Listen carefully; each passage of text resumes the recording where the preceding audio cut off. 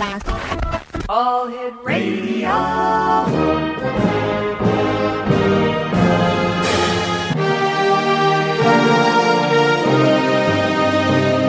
Welcome to the X Zone, a place where fact is fiction and fiction is reality. Now, here's your host, Rob McConnell.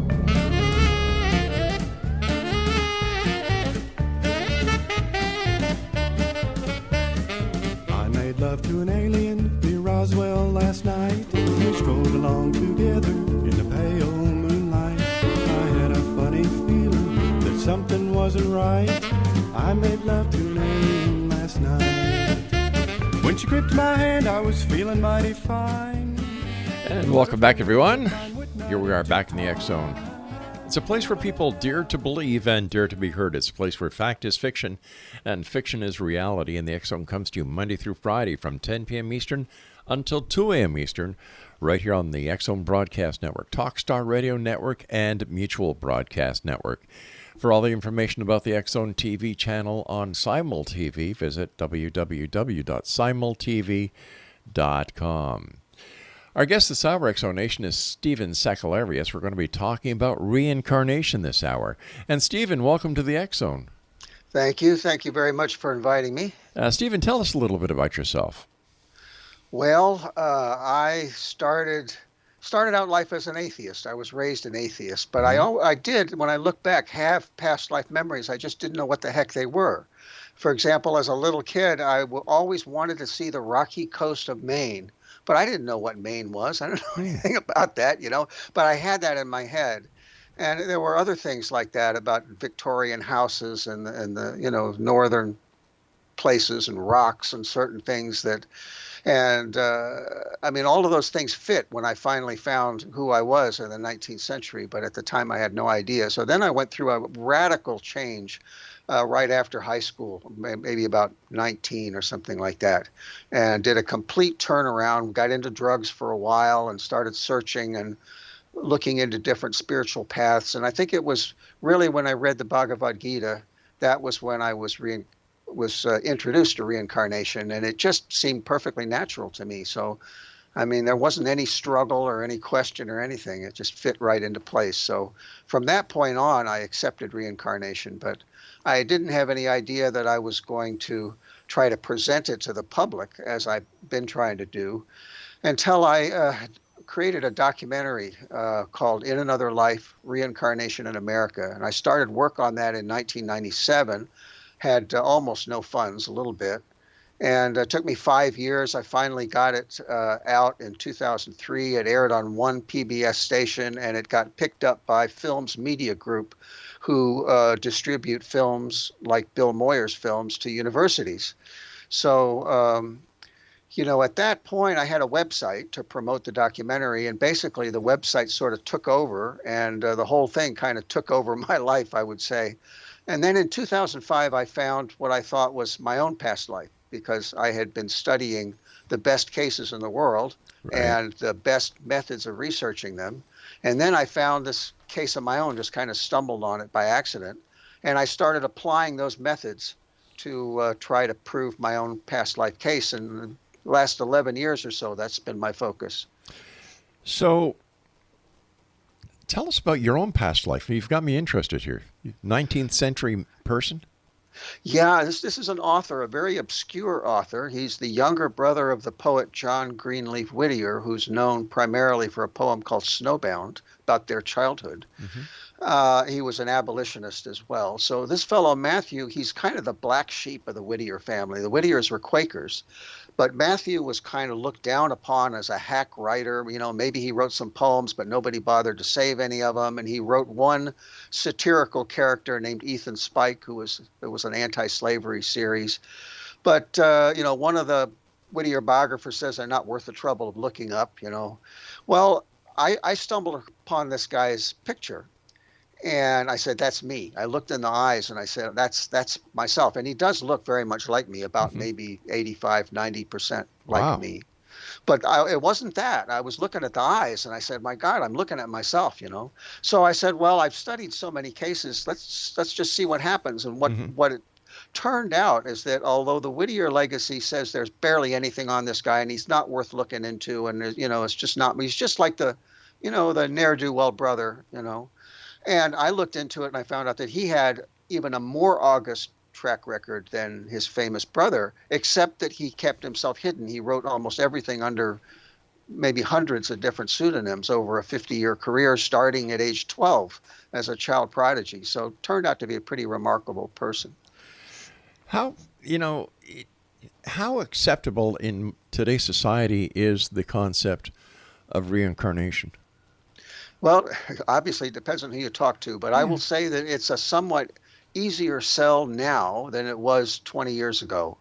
The awareness of it is getting out. How accurate all the information is another matter, and I used to try to be a stickler for the most accurate information I could present. Right. But I think it's getting out there, but it's kind of the poor redheaded stepchild of the alternative, community. It's the hardest thing to get across. It's the last thing that people want to hear about, it seems like. And I think that it offends in a lot of different ways, but one of the things it offends is that, if you're really not this body, and if life is really a life cycle instead of a course of life, it's the cycle of life, then materialism is nonsense. Racism is nonsense. And everybody is 100% accountable for everything that they do. And that's an extremely unpopular notion, because people that want to do everything that they want without consequences, they thought they got rid of hell and sin and all the consequences. See, they thought they got rid of all that. Well, they didn't. It's just that hell and sin were bad knockoffs of what used to be understood as the cycle of life, see? And so now suddenly reincarnation is reintroducing the idea that you're completely responsible, 100% for everything you do, and you're accountable. And I think that's a very hard sell. Especially in today's world. Especially in today's world, when people thought that, now, with secularism, that we just, you just do anything you want, and then whoever dies with the most toys wins, you know. Exactly. Are there examples of past life or reincarnation in the religious books that you're aware of? For example, in the Bible? Yeah, it's in the Bible, and it's in basically all the traditions if you go to the esoteric side, which is to say all religions, and this is something I started out with when I started on my spiritual search about age 19, 20. If you get into the esoteric side, what you find is that there are certain sages, certain people that had matured, again, over, however many lifetimes. They'd become what we call old souls. Right. And they had developed the ability to see things as they are. And they all talk about reincarnation, at that level. But then what happens is it becomes a religion, and it gets inherited by people who don't really know what they're talking about. And it gets dumbed down, and there becomes an orthodoxy. And that orthodoxy kind of pushes the esoteric side out, like the preexistence of the soul got pushed out of Christianity fairly early, and got replaced with the idea of the soul being created at birth. And that has some incredible implications today with regards to abortion, because the Christians think that the soul is created at conception, which is nonsense. But then the secularists think that there's no soul at all, which is also nonsense. So, so if you get to the truth of the matter, you find the esoteric side, you find the sages who really knew what they were talking about and saw these things directly with their inner sight, intuition and insight. Then it's all the same. They're all talking about it. Is the educational field picking up on reincarnation and introducing it to people through classes that they have?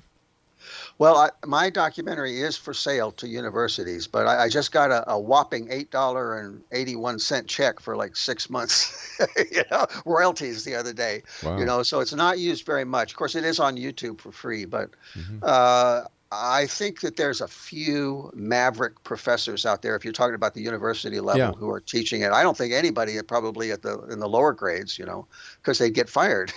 But it's not very popular, and I've been reaching out to a great number of people in academia with regard to my own past life match, and certain literary works that I believe that he was responsible for. And boy, it's a tough nut to crack. Hardly anybody responds. If they respond, they're patronizing or else they're sarcastic. They'll read the papers because I've written a bunch of papers. Right. And I've got them on something called Academia EDU, which is a very interesting radical development because academia has been, the ivory towers, it's been walled off from everybody else. Well, in academia, if you pay your dime, you're in there and you can submit papers and you can post papers like everybody else, even though you're not affiliated with academia. That means that these professors can see my papers and I can respond to theirs, and there's communication going on, see? So it's very interesting, but boy, they'll read my papers, they'll look at them. Yeah. One of them that I did recently, a short one, I think it's over 2,000 people, and at least half of those are in academia, as professors. Mm-hmm. They looked at it, they read it, but boy, they don't want to talk. Silence is golden, right? Yeah, it's safe. I think it's very dangerous for them. All right, stand by. We've got to take our first break. Thanks so much for joining us tonight. Very interesting topic. And Exonation, our guest this hour is Stephen SAKELLARIOS, and his website is ial.goldthread.com. And we'll both be back on the other side of this commercial break as we continue here in the X Zone from our broadcast center and studios in Crystal Beach, Ontario, Canada. This hour, Reincarnation. When she gripped my hand, I was feeling mighty fine, but her fingers with mine would not intertwine. When I bent down and gazed into her eyes, they were big as donuts and blacker than the sky.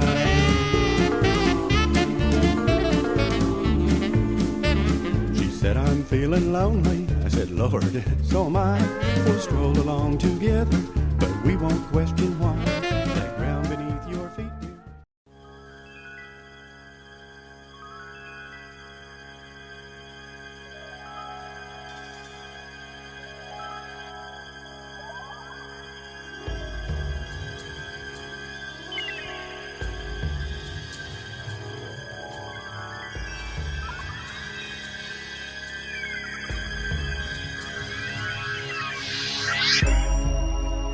Just close my eyes again. Climbed aboard the dream with a chain. Driver, take away my worries of today and leave tomorrow behind. Oh, dream weaver, I believe you can get me through the night. Welcome back, everyone. Stephen SAKELLARIOS is our special guest. His website is ial.goldthread.com. We're talking about reincarnation. And Stephen, we were talking about your own reincarnation experience of this person from the 19th century. But how many reincarnations do we go through? Is it just one? Is it just two? Or is it a totals? Around and round and round on the merry-go-round. Well, I'm a follower of Mayor Baba, and according to him, I think it's 8.4 million human lifetimes, if I remember correctly. And then there's the going up through the evolutionary track before then, so a great many before then. I'm so tired already. No Yeah, wonder. it's a vast number, and in most teachings about reincarnation, you don't get that many. People talk about, oh, I know that I've had 12 lives and so on. So this is a very different perspective, but it makes sense because, really speaking, you look around and see how fast are people learning. They go through their life, and they barely learn anything. They just kind of coast along and they react to things, and they, just want to get by and pay the rent and whatever, and in order to really gain wisdom, you have to have an awful lot of experiences from a lot of different perspectives, and that takes a lot of lifetimes. Would reincarnation explain prodigies? Absolutely. Yeah, I don't think anything else really does. There's some amazing cases, and in my past life, he was also a prodigy, but a literary prodigy. And his wife, his true love, was both a musical prodigy and a literary prodigy. Do you think people in this lifetime ever meet other people that they lived with in their reincarnation life? Oh, I think people know it. Yes, You know, sir. on some level they know it. I mean, you know, and then they can try to explain it any way they want to, but before you start explaining anything, you already know deep down, oh, I've known you before, you know. Yeah. Very common experience. I wonder if that would also explain love at first sight. Yeah, I think a lot of times it does. Now, Yeah. there was, let's see, Harville Hendricks, when I got my master's degree in counseling, we studied this fellow, and he talked about the imago.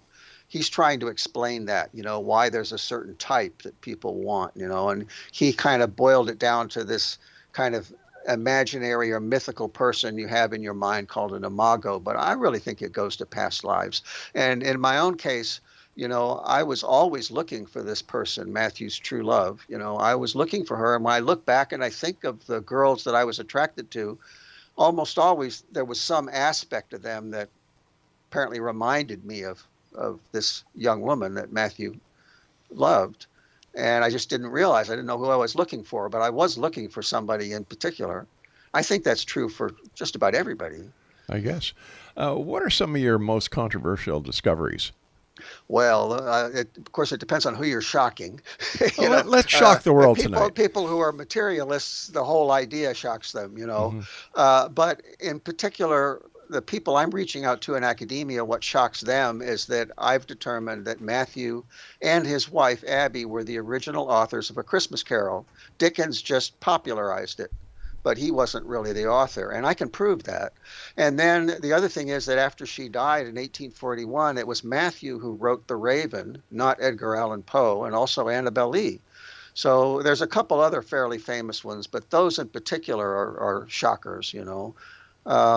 The first one about A Christmas Carol, I felt that and wrote it in one of my online blogs before I ever had any evidence for it. And I said, you know, I've just had this insight. I'd better record it just in case it ever is useful in the future, you know. And that's on archive.org's Wayback Machine. You know, that's a public record. You can go back and see that I said that. Excuse me, but then I have the evidence for that. What is all right, let me ask it this way.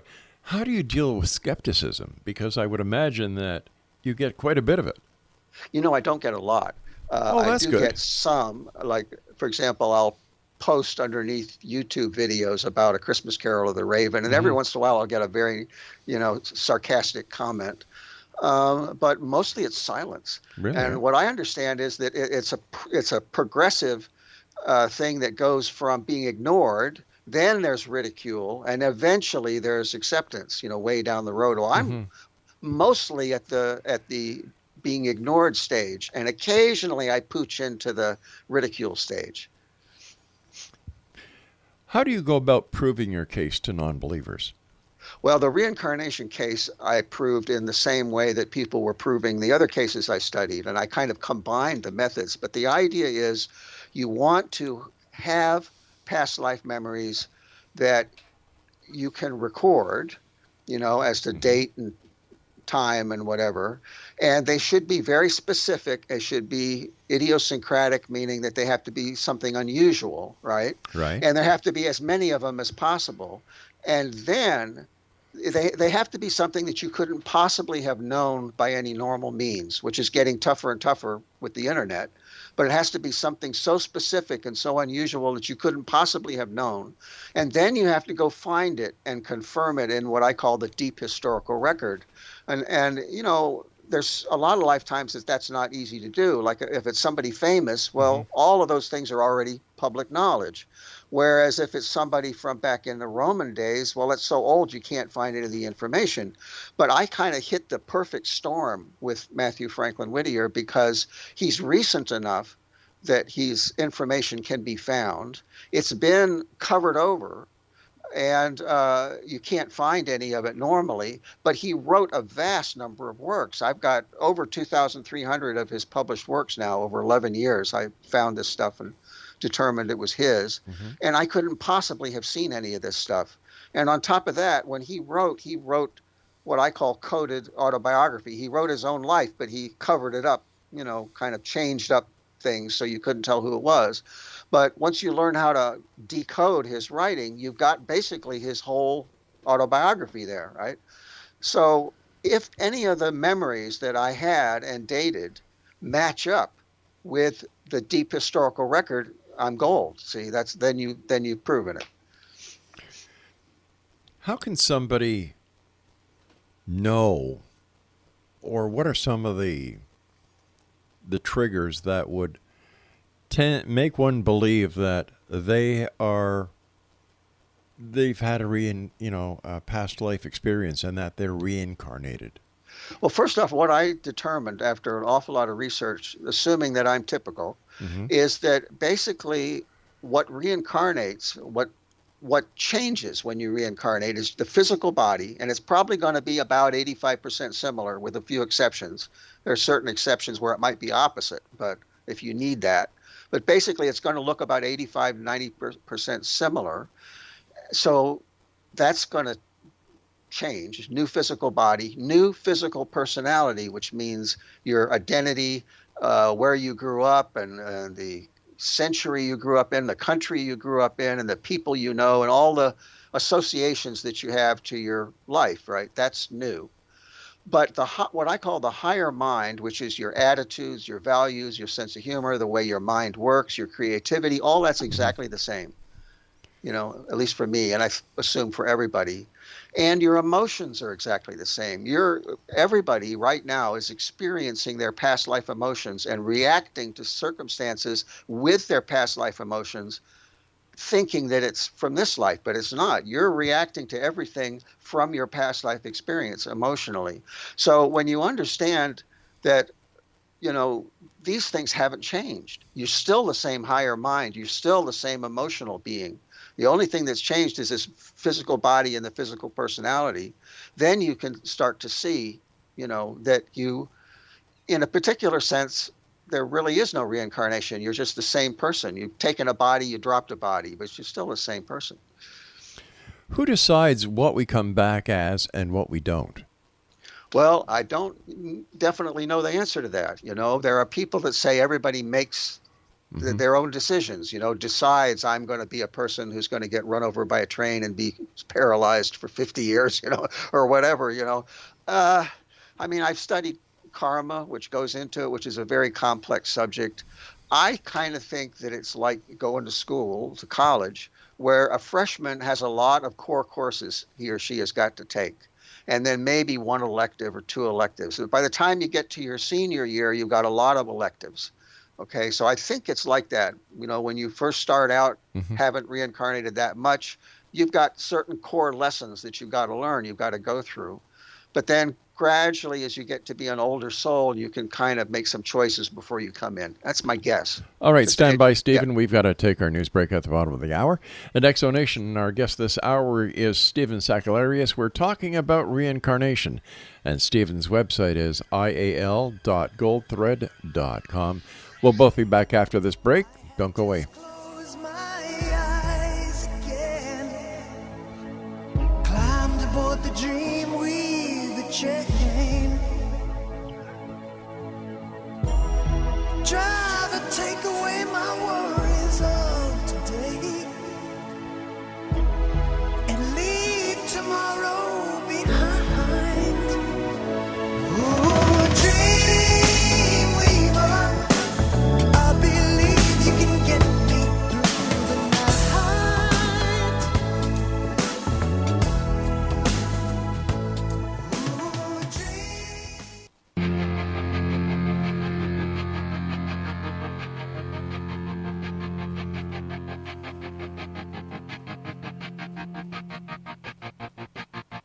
I walk a lonely road, the only one that I have ever known. Don't know where it goes, but it's home to me, and I walk alone.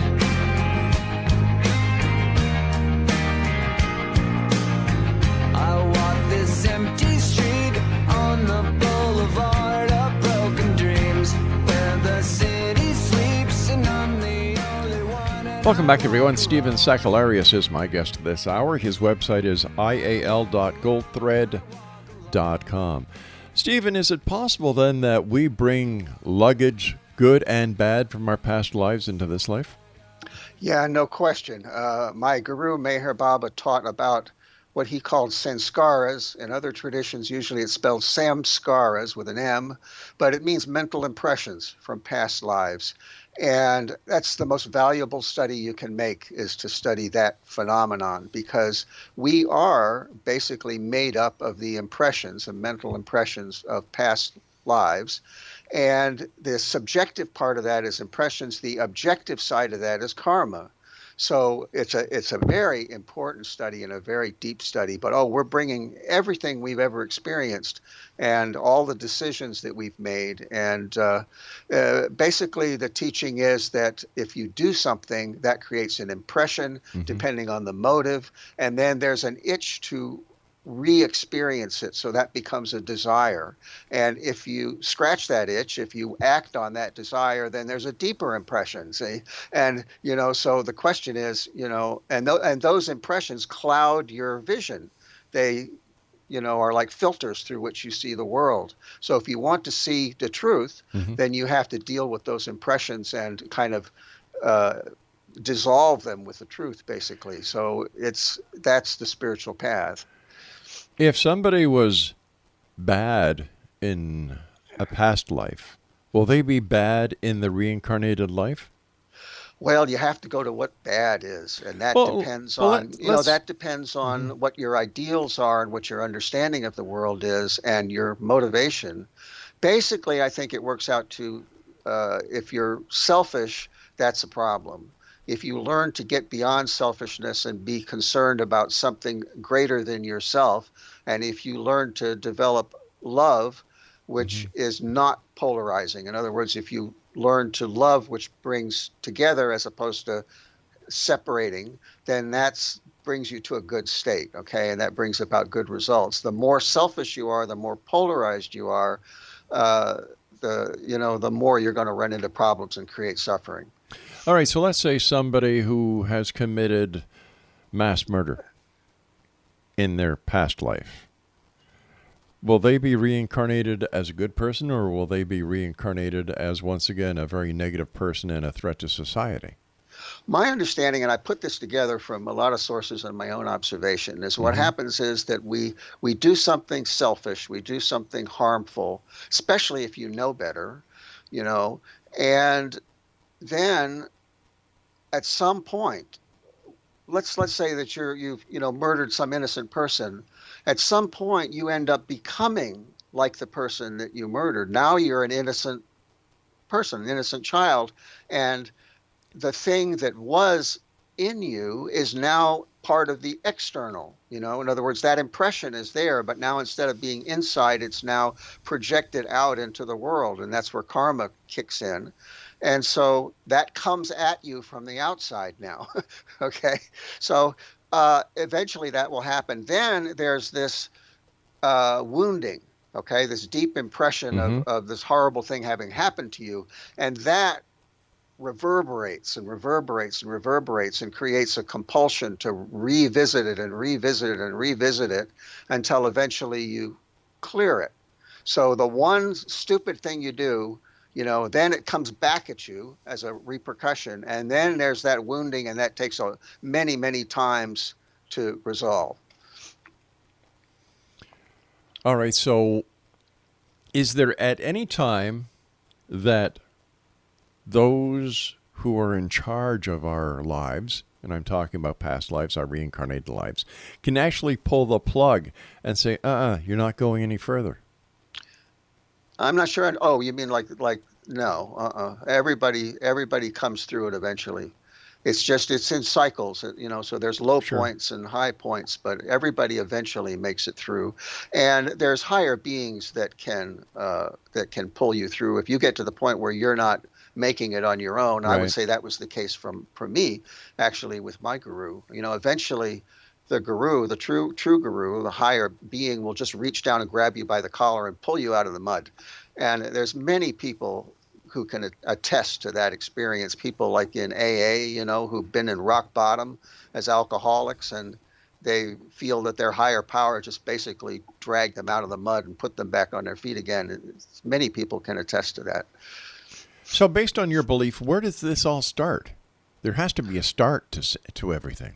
Yes, and that's where you would have to go, in my opinion, to Mayor Baba's book, God Speaks. It's all in there. I can't reiterate all of that, but he talks about the very, very beginning. Well, give us your interpretation of the beginning. Well, what Mayor Baba talks about is the oversoul, and there's just this one vast being, but it's not conscious. So in that being develops what he calls the whim, the urge to be conscious, to know itself. And that starts the whole of creation. That whim suddenly creates a division between, known and not known, right? And that generates like the Big Bang, except it's a being and not just a dead universe, right? So that's the first impression, the urge to know, for God to know himself is the very first impression. And that impression creates more and more and more. And then this huge manifold creation comes out of that. And the whole purpose is for God to know himself. And man is the vehicle through which God knows himself when man becomes God realized. That's the gist of it. So basically, we're here to experience everything we can that is fed into this God creature. We are here to realize ourselves as God, Okay. our true self. We are God, but we're asleep to it. So the trick is to find that being who is consciously aware of it, and that one can help us also realize it. But why would it take 8 so many million reincarnations in order to learn this? Well, look at the people that are stubborn about some things right now. It's stubbornness. People are very stubborn, and they like their status quo, and they like their own ideas, and they like their ideals. And basically, people don't move unless they go through some terrible suffering. So, it's said that God could be realized in the one life if you had the motivation. But to get that motivation apparently takes millions of lifetimes. But are we talking about the God of the Christians, the Catholics, the Hebrews, the Jehovah's Witnesses, are we talking about the God of the Muslims, or are we talking about a totally different God, or are they all the same one? We're talking about what the founder experienced. Not Buddhism, but the founder of Buddhism. What did he experience? Not Christianity. There was no Christianity in Jesus's day. We're talking about what Jesus experienced, and so on with the others. We're talking about it. This is where I started. We're talking about the founder and what his realization was. And I'm saying that Buddha's experienced exactly the same unnameable thing that Jesus did. See, but they expressed it differently to the cultures that they taught in. And then comes the religion that becomes an orthodoxy and kind of casts it in a certain way. But I don't pay much attention to that. Never have. How do we know Buddha was right? Well, we don't. What he would say is follow the method, and find out for yourself. You can get a sense of the august nature of these beings. You can kind of get the perfume of them, but basically you don't know. You're taking a huge gamble, It says, I think he's right and I'm going to find out, so then you do the work, you do the method, and you find out. Yeah. At what age, in your opinion, should one start to investigate their own possibility of being reincarnated? Well, there is no age. There's millions of lifetimes. Okay, so by the time you've had millions of lifetimes, here's one way to look at it. I look at somebody like Eric Johnson. He's my favorite musician. He's a guitarist and rock and acoustical, and I think he was a child prodigy. Somebody like that, but when he incarnates and he's a kid, he's already had who knows how many lifetimes under his belt of perfecting music. So he's just going to jump right on in, and the same is true for spirituality. I met a yogi named Baba Hari Das, who was the fellow that taught Ram Dass in Neem Karoli Baba's ashram. I met him at a retreat, and he said that when he was a boy of like 7, he asked his parents, how can I get out of this box of earth and sky? and they didn't know the answer, so he left as a wandering monk, as a sadhu.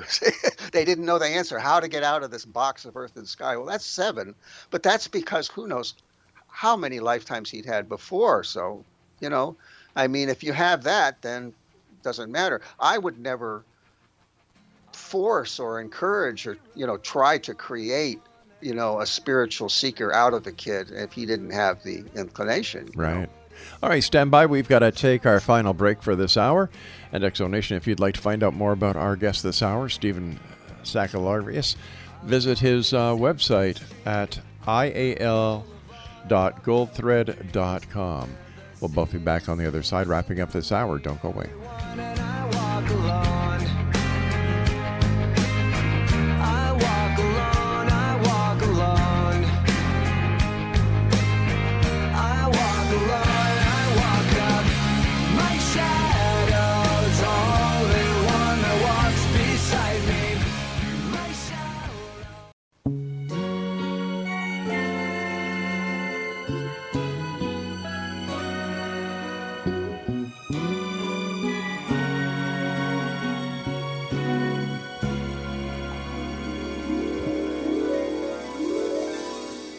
I like dreaming,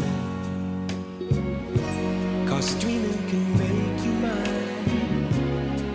I like dreaming, closing my eyes and feeling fine.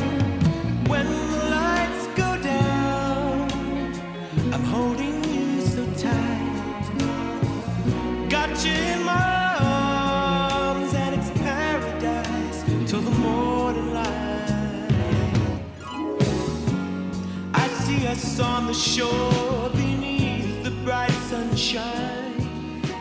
Welcome back, everyone. Stephen SAKELLARIOS is our special guest this hour. His website is ial.goldthread.com. Stephen, have you ever participated in past life regression?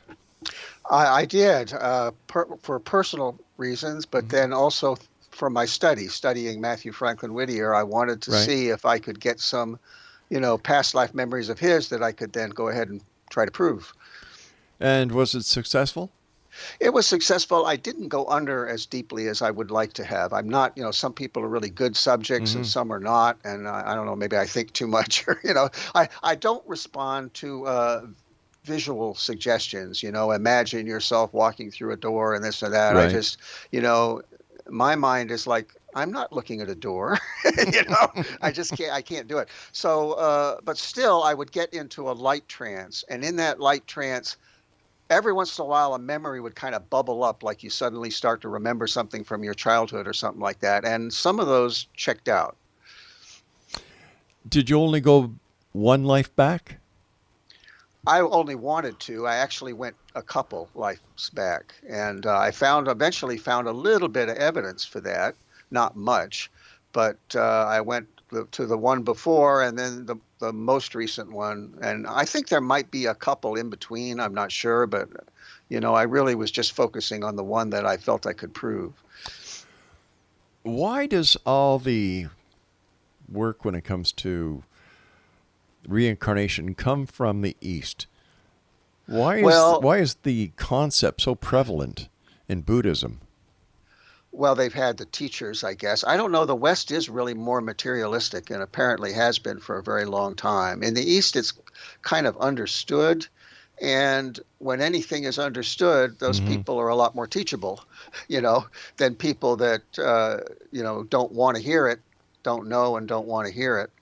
So I don't really know the answer to that question, to be perfectly honest. I don't know why the Western world and Western civilization has been more materialistic and more polarized, because, to us here in the West, if there is a God, he's out there. Yeah. Whereas in the East, they understand that this is your true self. See, and that's perfectly natural for them. So why that is, I don't really know. How can you see the understanding of reincarnation progressing in the West? What will it take? Well, that's a good question. I think it will take people, first of all, the thing that I brought up before, that it brings in absolute accountability. People have to be prepared to be accountable, and that's a hard pill to swallow. So I don't know how that's going to happen, but it's going to come with time. And they have to start taking it seriously. There's people that grudgingly admit, oh, there might be reincarnation, but it can never be proven. So to counter that, I wrote a book called Reincarnation Can, emphasizing can be proven, right? Because when they start taking it seriously as something that has been proven many times over and can be proven, then they'll start to take it seriously. At that point, they'll see the evidence is overwhelming. It's been there for a long time now, and it's overwhelming, but you have to take it seriously. Fascinating. We're looking at the different religions and the different mythologies. Where do you think examples outside of Buddhism would lie for those who may not accept the concept of reincarnation because it comes from the Buddhist side? Well, it doesn't just come from Buddhism. Of course, it's in Hinduism as well. And again, it's on the esoteric side of a great many religions. For example, Rumi, the Persian mystic and poet, he wrote about reincarnation from the lower animal forms all the way up to man and then beyond man, and as an angel type form. So he wrote about that, but he wrote about it in language that wouldn't get one's head cut off, So you have to be a little bit careful. But anytime you go to the true mystics, you'll find they're talking about it. I mean, it's just being open to it and understanding that we have to talk to the guys that really know what they're talking about. This is like if you wanted to learn physics, you don't go to Joe, your sixth grade classmate. You go to the, top physicist if you really want to learn about the subject. Well, spirituality is no different. You've got to determine who knows what they're talking about. And in spirituality, that means who sees directly, and then learn from them.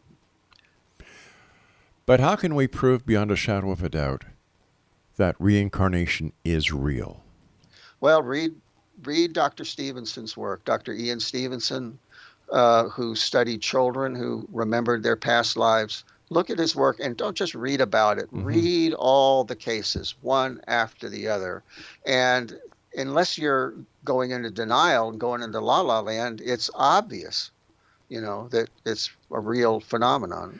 And there's others besides his. But, I mean, if you really want to be convinced of it, just go in and with an open mind, read all of his work. Is there a thread between all the people who believe in reincarnation that they have been reincarnated? How do you mean? Is there a similarity in psychological profiling? Not that I know of. No way.